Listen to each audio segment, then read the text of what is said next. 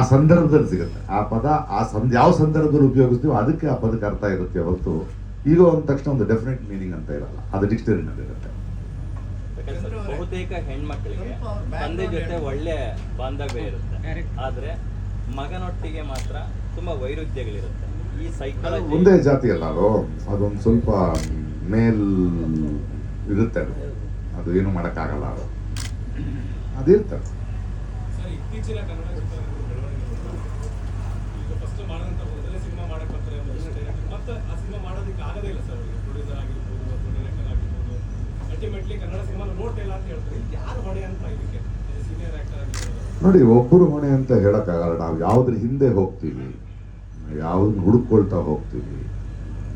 ಇವಾಗ ಬಾಲಚಂದರ್ ಅಂತ ಒಬ್ಬ ನಿರ್ದೇಶಕರು, ಅವರು 100 ಸಿನಿಮಾ ಮಾಡೋದು, ಅದರಲ್ಲಿ ಒಂದು 40 ಫ್ಲಾಪ್ ಇರುತ್ತೆ. ಆದರೆ ನಿರಂತರವಾಗಿ ಮಾಡ್ತಾ ಹೋಗ್ತಾರೆ. ನಾವು ತಪ್ಪು ಇನ್ನೊಬ್ಬರ ಮೇಲೆ ಹೊರಿಸೋದು